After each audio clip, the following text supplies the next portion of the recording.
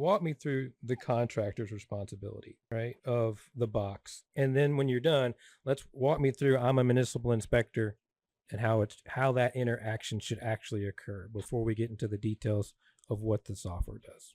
Right. So, a pre-construction meeting happens before set amount of land is disturbed. There, the SWIP is discussed, the stormwater pollution prevention plan, as well as the overall, in our area here, the SEPSCI side of how often those inspections are going to take place.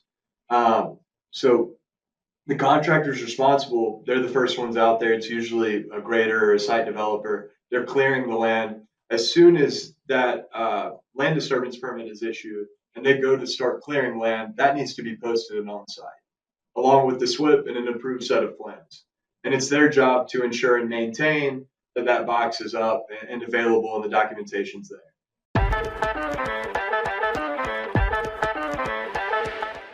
Hey there, welcome to the Stormwater World podcast.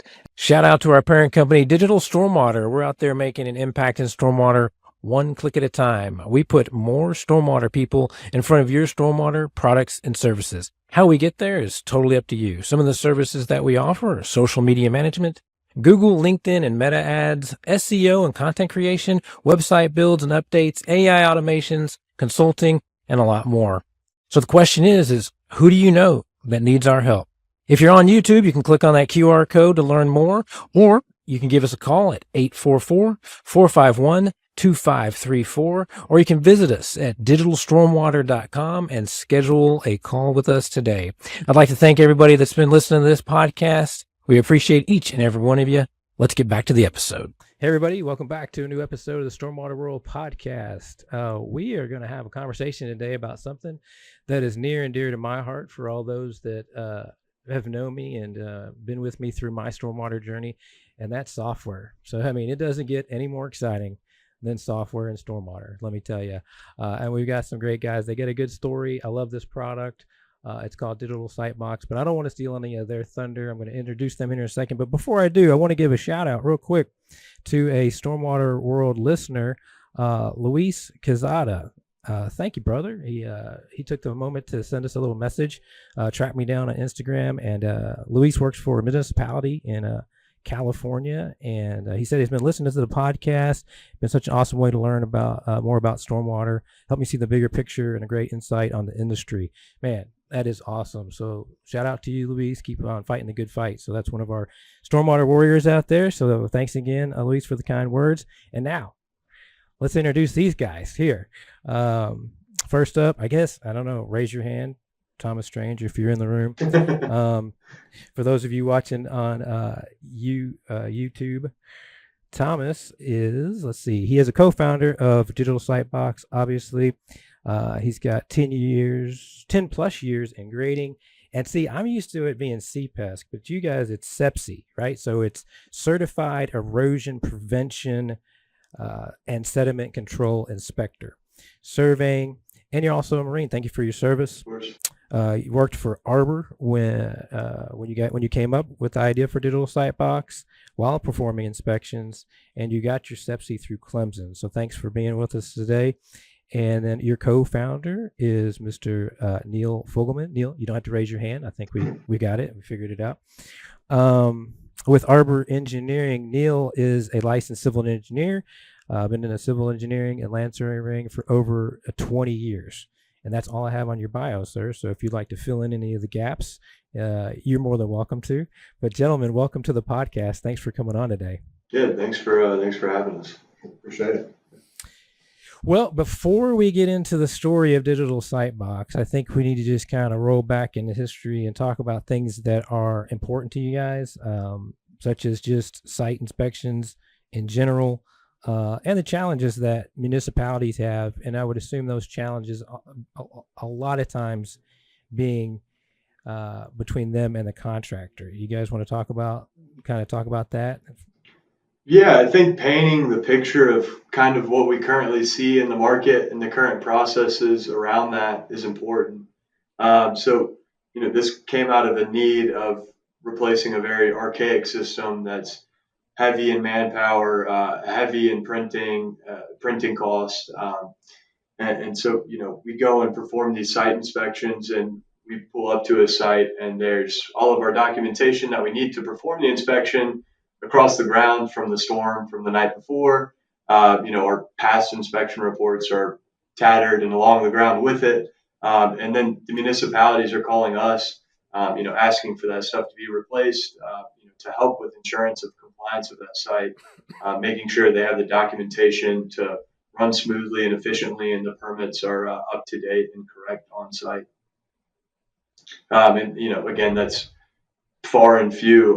Whenever you do these site visits, I was seeing 30 sites plus a week performing these third-party inspections, and it was the same story site after site. And that was really what started to paint this picture of a system of communication between the municipality and the contractors on site, which is really what the permit box is at its bare bones. And we saw a way that we could enhance that. So like, in a perfect world, like when it's not terrible, Right. and the documentation's there. I mean, because I think some people will be like, well, it's not always like that, blah, blah, blah. You got, obviously there's going to be a devil's advocate, right? Sure. So if it's in a lot of times it'll be in a job trailer, right? Safe and secure and locked that you can't get to. Right. And you can't find anybody, right? Right. Again, me stealing your thunder, but let's talk about in the perfect world, what does it look like? And then it's also still crazy. Yeah, not every site is going to have a job trailer either, especially whenever it comes to residential construction, which is what a lot of our clients are. That big, Gotcha. Secure trailer isn't always going to be there, and if it's not there, that's whenever we see people starting to get creative with how they keep that documentation on site.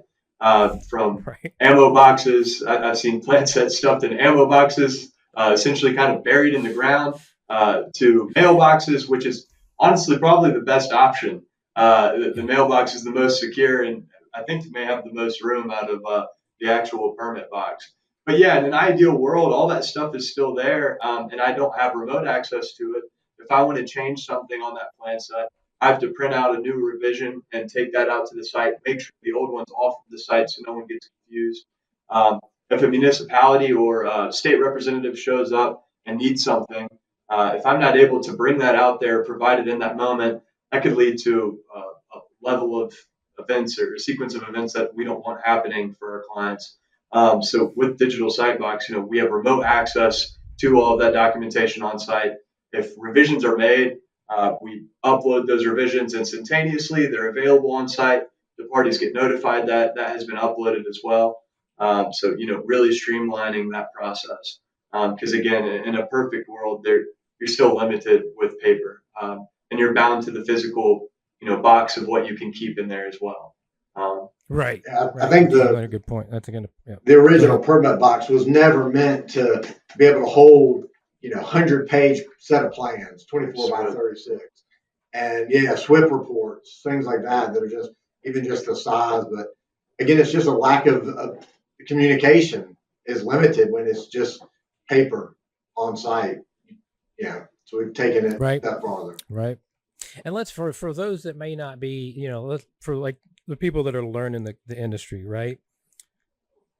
Walk me through both sides, if you will. So let's start. Walk me through the contractor's responsibility, right, of the box, and then when you're done, let's walk me through. I'm a municipal inspector, and how that interaction should actually occur before we get into the details of what the software does.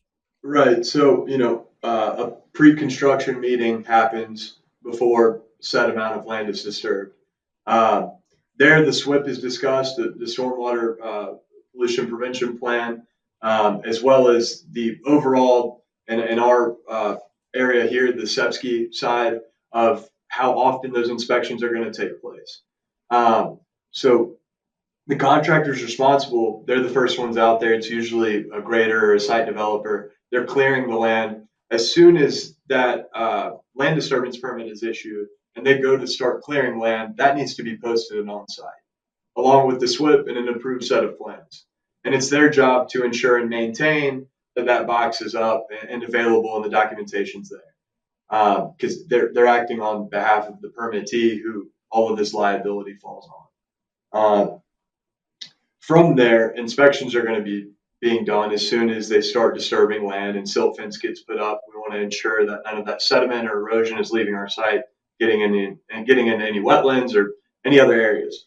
And to be clear, up to this point, this is internal inspections. This is all on the contractor side. Right. So yes. Far. Yes. Yeah. These are private SEPSKs provided by the engineer, the contractor, whoever's seeing it for the client's behalf.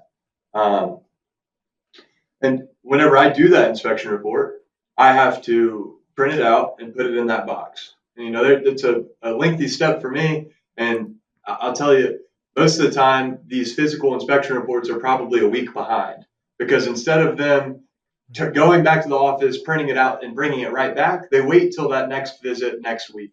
So you're usually a week behind on your inspection reports anyway. So there's a minor issue there as well. With just having stuff that's up to date. But that's the process every time. And as long as that box is there and there's no bad weather, it's always closed and secured perfectly, all of that documentation will be there. And how the relationship works is the municipality comes out, all of that documentation is hopefully there, and they're able to review those reports. So it's used as a vessel of communication between the private inspector and those municipalities. And, that goes to revisions made in the plans. Rain logs need to be kept, at least for South Carolina and the Southeast area as a whole. Rain logs are required to be kept. And that's other stuff that, again, our software takes care of.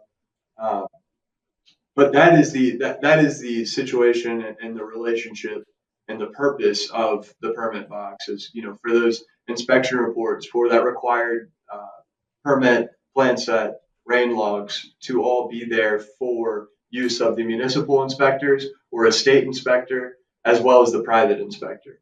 Where there becomes an issue is when that's not there. And this is documentation that's, it's important. So whenever it's needed, it needs to be accessible, especially not on the private side whenever it comes to external parties coming out there. Right. Especially under areas where the state is overseeing it. If there's not an MS4 attached to that county, and you have a DES or a DHEC representative coming out only once in a blue moon, when he shows up, you need to make sure everything's there on site. Yeah, all of it needs to be there. Right. Exactly. So now I'm a city inspector. I'm on the municipal side. I come to the box. So what do I have to access that box every time? What is my responsibilities? And then I got another question on top of that. So, but go ahead, kind of explain the responsibility as me, the municipal inspector, onto your site. Part of our services that we provide our clients and the areas we serve. So this is a free service for municipalities.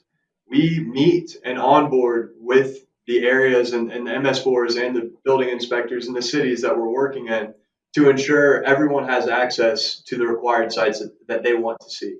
Again, a free service for municipalities. So the people who do utilize it, the MS4s who are onboarded or the building inspectors who are onboarded, they don't even need to scan the QR code on site.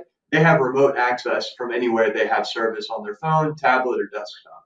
So they're able to access all of those projects, all of that documentation, and kind of prioritize their site visits and what they want to do that week, all from one place. Whereas now, if they want to see a third-party inspection, they have to drive out to the site, hope that paper report is there, and view it. This gives them access to all of the documentation that's accessible on their sites from a remote location.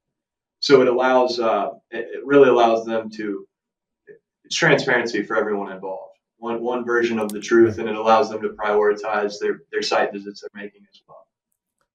Right. Because if I got a problem with you, if I'm a municipal inspector, I got a lot of inspections I'm supposed to be doing. Right. And if I got a problem with you, I'm coming.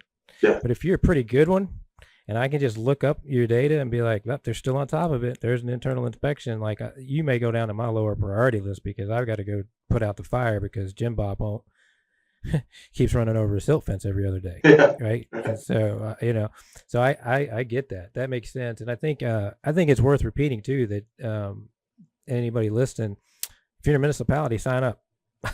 I mean, he just says free. And so then I would assume, do you guys have some sort of notification process? Like if somebody comes online in the that's a contractor in the area? Does it notify the city that there's a project, or how does that Yeah, work? so a part of the municipal users on their dashboard, they have an activity log associated with their area that they serve.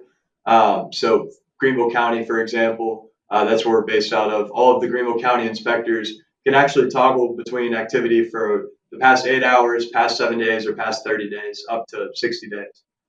So they can get a live feed of who's viewing what documentation, who's uploading what documentation, so you can really see the activity and what's happening on those sites. Gotcha. What all right. Well, I mean, I got other questions, Yeah. but I think you asked and answered, right? We walked everybody through that process, that what we have still in 2024, where, you and I can text each other, Snapchat each other, we can get on this call right now from halfway across the country, do a podcast. You could send me your whole life by Google Dropbox. But what the way the construction industry currently works is there's a physical box. Yep. And so, like, I'm going to tie my information to this pigeon. You're going to tie your information to this other pigeon. The pigeons are going to live in the box, and we hope that the pigeons don't poop on the paperwork to where we can read it if we need it. That's where we currently are. And what these guys are trying to do is say, what? Why would we have to do that? Right? Why would we do that? So that's your segue, guys. I mean, I don't know. I just, that's how, sorry, I'm a weirdo. That's how my brain works, right? So there's your segue. Walk us through how you would explain, and I know we've touched on it as we've been talking, but now we're in where we should be in 2024, interaction via the internet, via a piece of software, with the ability to access all the data online, Digital Sitebox. You want to go ahead and explain it, like as if we didn't just talk for 15 minutes, how you would explain the software? Yeah. So the ideal workflow with Digital Sitebox, and I'll put it back to the example of what we were at earlier. Doing internal inspections. That's where all of this stemmed out of. So it touches home at least. You'd go on site, you'd do your inspection. And instead of having to go back to the office or hop in your trunk, really the smartest inspectors are the ones who have the printer in the back of the truck, and they're able to just do it right there. I thought you had the system beat at that point, but we went one step further here. But being able to get in the truck or on your phone, you upload straight to Digital Sitebox when you're done with that report. That's all she wrote. It's available on site. The municipalities all have access to it. The other stakeholders attached to your company's account have access to it. So it's not getting lost in someone's email. It's not, I didn't see this. You can see when people viewed it, timestamps and dates, everything. So that is the end of the inspection. It's not having to go back to the office, print it out, bring it out next week. And it's the same for all of the documentation that we facilitate. So, plans there's a revision made. The pipe's not being laid here, it's going into X pond. Instead of reprinting all of that out as the engineer, having someone take that out to the site, or a contractor coming by and picking it up from your office, it's uploaded. As soon as I get the approval from the city and that's approved, it's in Digital Sitebox. We've had examples of clients that that exact thing happened. The DHEC representative came out to a site, noticed that some of the stormwater was being installed different than the plans that they were familiar with. And so they raised a red flag. The third-party inspector was able to call the engineer. The engineer was able to upload the revised plans. DHEC never had to leave the site. There was no stop work order issued, no notice of violation, because they were able to address it in 3 minutes. And again, it's automatic. So if you're a municipality, once that document is uploaded, it automatically populates on your side. You can see it immediately. Nice. So what all day? So okay. So you said you wanted to start from the internal side. Let's go external side then, or what other features? I mean, I'm assuming, like with all good software, you started with a minimal viable product because of your own personal pain, Right. which was internal inspections. Right. And then you started getting feedback, and people started asking, and you started asking. You were like, yeah. I think we could do that. I think we could do that. Yeah, we can do that. And so then it grows from there. As I know from my own pain, you guys are giving me PTSD right now. I'm having flashbacks. So you want to kind of expound on that and where you are today and all the different various features and data that it'll hold, or? Yeah, I think, it did stem out of problems with internal inspections, but it wasn't how we were doing inspections or there was an issue with how we reported our inspections. The issues arose whenever external factors came into play. It was because the municipality didn't have what they needed. It really kind of started and stemmed out of a need of assuring compliance for our on-site documentation. I essentially didn't want, the Achilles heel of my job site to be paper. And that's kind of the case. That's the most vulnerable, susceptible area. That's low hanging fruit, at least. Why do we do this? And so that's, really where it stemmed out of, was ensuring compliance for our customers and doing these inspections and making sure that the documentation was there when the right people needed it. Given that, we had great success with our MVP, and the beta testers and people we piloted, we had a 100% retention with our beta testers whenever we went live.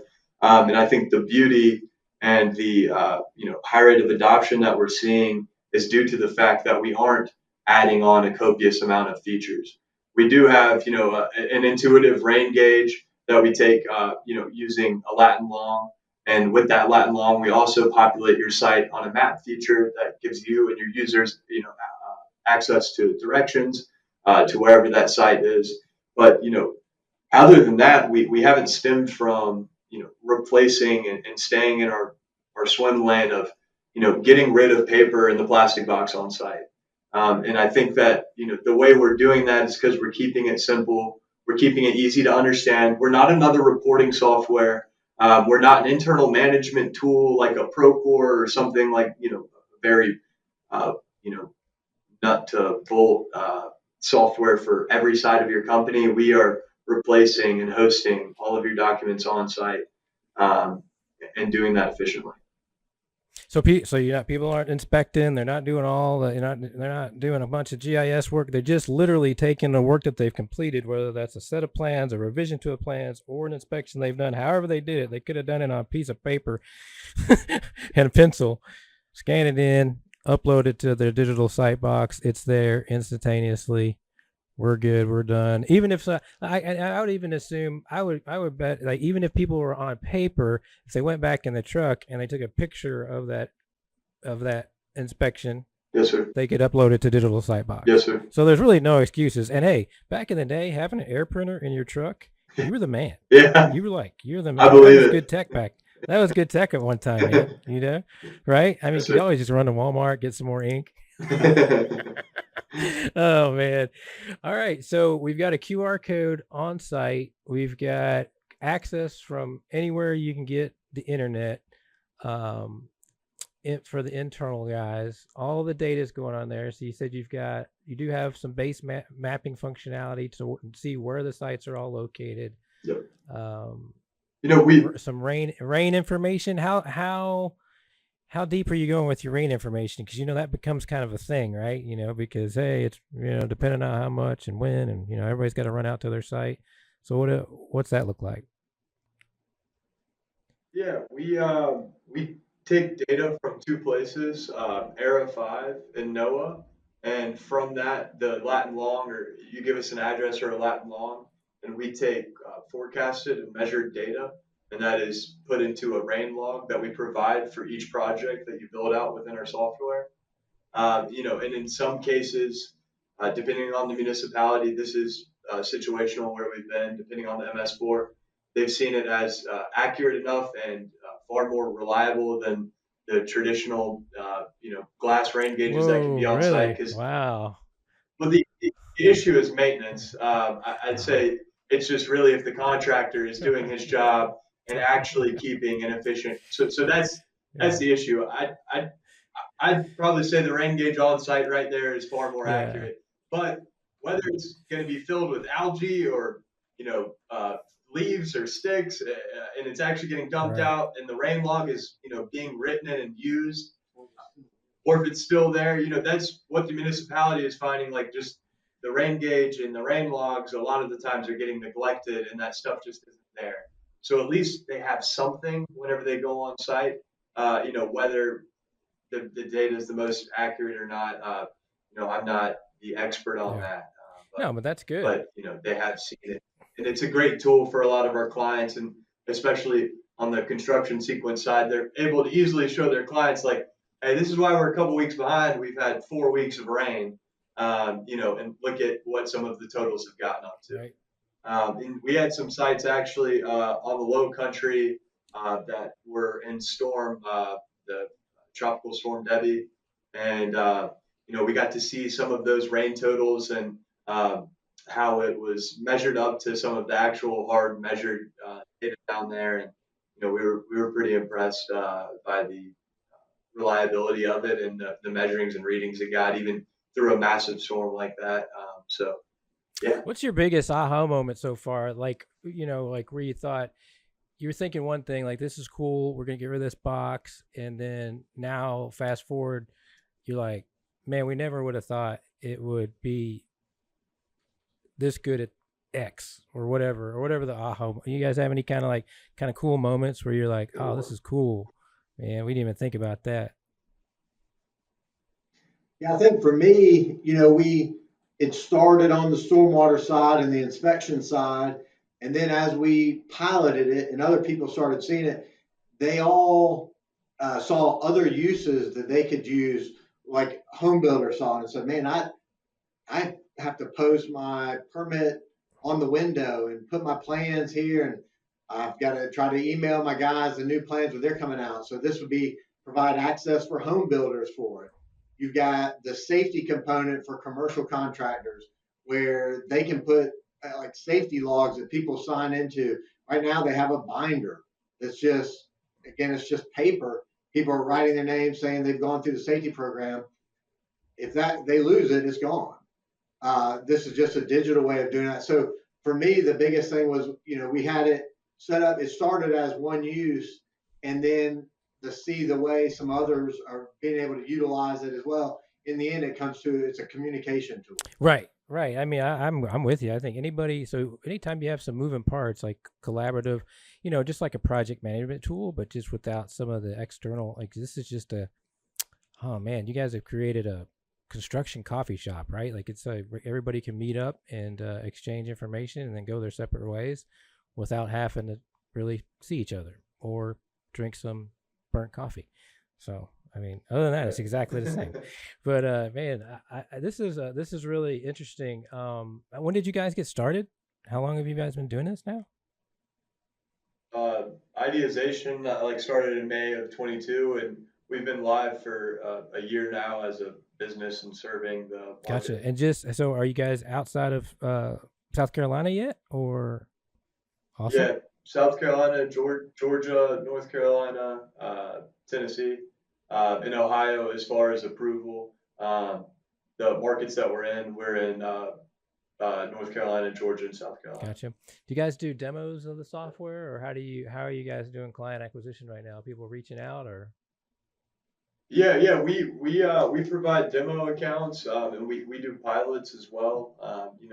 If there's an area where we are fresh to the municipality and to the private side of things, our clients as well, we'll pilot a project or two with the municipality as well with our clients to make sure that relationship and everything works as it should. I gotcha. And then again, like the municipalities are free. And then did you say that a project just pops into their deal if it's within the city limits, or how do you guys handling that? I missed that. Yeah. So the municipalities are location users, so they're tied to a specific location. Let's use Greenville County, and that's what they're set up under. Whenever I create my project, I select that location as the county who oversees my project, and that now populates automatically on their page. There's no project creation for them or downloading documents. Everything is already uploaded in there for them to see. Nice. As well as all the other members of your team too. And it's a tiered system. So, we have, people at the state level have access throughout the state. Then you have the county level who have the county, and then you have the local municipalities if they are running it. So, it's tiered depending on Nice. what municipality Nice. it is. Well, so if I'm a city though, so go out there. All right, cities, all right, municipality, go out there, write yourself a little ordinance, and that says all your contractors have to use this. There you go, problem solved. That would be ideal. We'd love that. I mean, it just, I mean, What we found, well, if I'm running I'm sorry, what were you gonna say? You found what? yeah, well, what we found just from our initial conversations, most of the municipalities we've spoken with don't have the manpower they truly need to keep Right. up with the number of sites and inspections that they have. And so when we started creating it, we had in mind this is an efficiency tool for municipalities. And we really believed right from the get-go that if they started using this, the 4 inspectors they have can do, 120% of what they were doing before. Again, with being able to see it from the office, prioritize, get out to the sites that are needing it. And that's what we found. We found municipalities they've been very happy with it. Again, it's a free service. They don't have to download anything. It's just logging into the website. It automatically populates. They can assign projects to inspectors so that you don't have to look at all the inspections for the county. Let's say you can assign each one to individual inspectors. So it's really a huge benefit. So I'm asking those weird again. I'm sorry because I'm a nerd. I'm a nerd, guys. I'm gonna ask you one of those weird questions. So if I'm a contractor, can I not put who I'm associated with? Can I just use this thing internally if I wanted to? Yes. Yeah. So we have one client. That's what they want. They were looking for an internal system, and so we have a selection in the municipality list like NA. So if you select NA, no municipality is associated with that site. Most of the time, most of our clients, maybe 1 or 2 in the pilot portion, they would do that, make sure they were comfortable, understood the workflow from themselves, and then they open it up. But there are specific instances where they're saying, well, we're going to use this slightly different, only internal. They have that. Yeah, I think if I understand it correctly too, people like if you're listening to this thing and you're like, well, what about this? What about that? Like, keep in mind, this is not an inspection software. This is a storage tool for ease of collaboration. So if the municipality looks in there, there's not going to be a bunch of red flashing lights for all these different inspections that you missed, right? Like they'll have to look and say that there was an inspection done last week and maybe there wasn't one yet for this week. But man, how nice would that be where I can just pick up a phone, right? And just be like, hey, you're missing something or whatever. Or like you were saying before, like I'm on site and somebody's doing some weird stuff and, and the documentation hasn't been updated. The entrance is moved, whatever. And you can just somebody could just change that before you even finished your inspection. It's pretty cool, pretty good, pretty 2024 versus wet paper and missing boxes. Do you guys want to go over while I've got you here? I'm looking at the website. Oh, and hey, everybody, like it's if you're looking this up, and we'll put this in the show notes, it's Digital Sitebox, digital Sitebox.us. Okay, so don't go getting fast fingered and put in .com. That's not right. Digitalsitebox.us. Do you guys want to talk about pricing for everybody? Kind of how that works? Yeah, that was obviously we didn't want it to get. We're replacing the plastic box, so it doesn't need to be thousands of dollars to replace this system on one of your sites. That wouldn't really work for us. But what we did look at, is the legwork involved with replacing those boxes, and when things do go awry and you have to reprint all of those plan sets. I mean, coming from an engineering firm, you're looking at dollars, per page per plan set, and then the SWIP binder as well. So the cost of replacing all of the printing costs, the courier fees or mileage, all of that can be thousands of dollars over the lifetime of a site.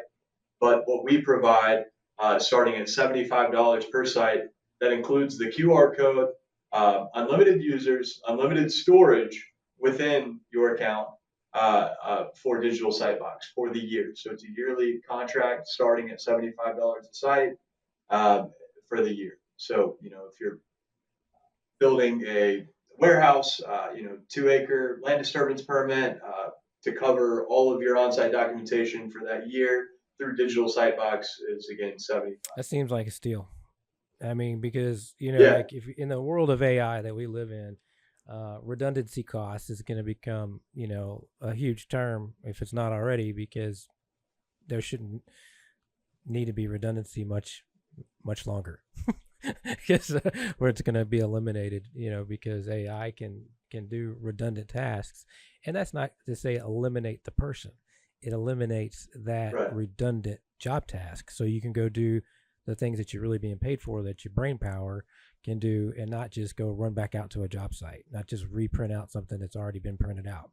So I don't even think that truly the man hours, if the lost, hidden, unknown man hours for a lot of these companies is not even built into your price. So that's awesome. Yeah, what we found just our company was when we had to pull an engineer off of design to print out some plans because they were ruined out of the site, and then re-sign them, and then have somebody, I mean, the downtime of his production even is more than our whole system costs for a year. Yep. And so, but you start adding it up. I mean, we looked at a couple of sample projects that were just like warehouse buildings. I mean, I was looking at $1,200 in costs for prints, driving it out there, replacing the boxes over the lifetime of a project. It adds up pretty quick. Oh, without a doubt. Even if you're just giving that to even if an EIT is doing it or somebody in the office, I mean, it doesn't, the billable hours always matter to all the different firms. Now this is great. What are we missing here, gentlemen? What do we need to talk about? How do we, I guess they can go to people can go to digitalsitebox.us. They can find you guys on LinkedIn. We'll put everything in the show notes for that. But what do we miss that you guys would like to touch on before we wrap this thing up today? Well, one thing I would like, just make sure people understand, like we have the ability as well. You have there's a locking component to it as well. So if you have proprietary information you want to put on site, but don't want everyone to have access, you can lock those files down to the file itself or the folder. So again, we have clients that maybe they've got their inspection reports, subdivision plat, and the permitted plans all available to everybody. And then maybe you have something like architectural or renderings, things like that. You can lock those so that not everyone can view. Yeah, and I would assume regardless, everything's just view only, right? I mean, no deletion capability. If you're not correct, yeah. If you're a nosy neighbor or a random subcontractor who's not set up through the company's Digital Sitebox account, your only access will be view only. That's all you're able to do. Cool. All right, guys. I think this is great. What's the next step for you all? I guess what are you guys trying to do right now? Like just continue to push the envelope in the areas that you're at? Like, are you guys going to StormCon? You guys doing any conferences, or you guys going to be anywhere? Yeah, we're going to be at the CESWA this year. Oh, okay. The Southeastern. Yes, sir. Chattanooga? Yeah. I believe so. Yeah, we'll right? be there. Yes. We'll be there. My wife and I will be there. Cool. Yeah, so we'll go. Awesome. We'll come shake a hand. We'll track you down. So you guys are going to have a booth there? Awesome. Yes, sir. Yeah, and we're big into looking at a lot of these home building associations and conventions as well, associated with all of that. We have some great partners that we're building out new use cases for this too that we're excited to unveil over the next couple months, as well as integration with some of the bigger software companies in our space too. Is it like way to go with the teaser? Oh, we're leaving at the teaser. More to come, he says. More to come. That's awesome. Yeah. Subscribe and follow. Yeah, exactly. Follow this journey and check it out. Guys, I appreciate you coming on. I really like this product. I wish you guys the best. If there's anything we can ever do for you, let us know. But if you don't have any other questions for me or things that you want to share with the audience, I think that's a wrap. Digital Sitebox, you guys. Digitalsitebox.us. Gentlemen. Yes, sir. Yeah, thank you so much. Appreciate you.